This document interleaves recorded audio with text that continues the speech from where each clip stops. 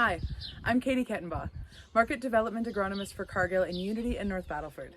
Today I'd like to talk to you about assessing early season frost damage.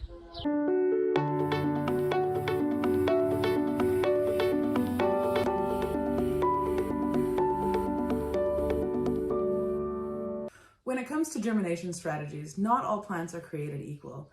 Some plants bring the growing point with them as they germinate up out of the ground, and other plants leave the growing point in the soil. So all cereals will leave their growing point in the soil.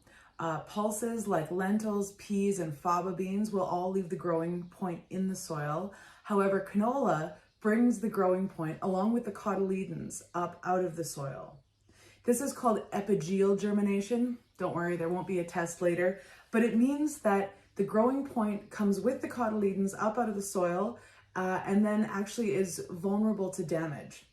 So with pulses and cereals who leave the growing point in the soil, they're able to regrow if there's damage to any of the above ground parts of the plant.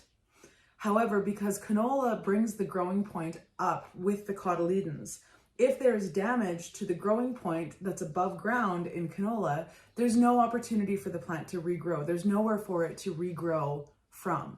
In this example, we can see damage to the cotyledons, but we can also see a healthy leaf that's emerged from the growing point. In this example, it looks like the growing point has been really hurt by the frost, and this plant likely will not be able to recover.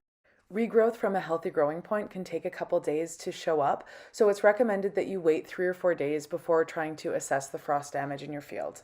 The pulses that we commonly grow in the Northwest, including peas, lentils, and faba beans, all have a hypogeal germination strategy, which means that they fare a little bit better in frost. These are photos of some peas that had frost damage last year north of Unity, and you can see how from the below ground growing point, the plant is able to send up actually multiple shoots of healthy plants. Likely over the lifetime of this plant, one shoot will kind of end up being more dominant than the others, but the plant was able to regrow with no problem.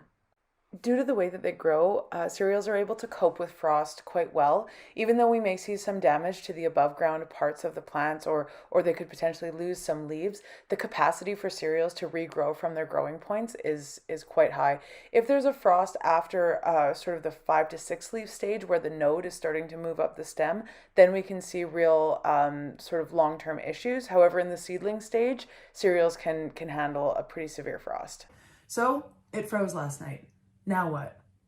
While we may have the instinct to run out to the field and immediately try and assess the damage, that's not actually the best time to get a true feeling for what's going on in the field. You want to give 3 to 4 days for some regrowth to start occurring, or for any more kind of die down that's going to happen as a result of that frost. Assessing frost damage too quickly after the event has happened can result in having a poor assessment of what's actually going on in the field. So I would really strongly recommend for you to give it 3 to 4 days before you go and try and assess the damage. Thanks so much for tuning in. Happy farming!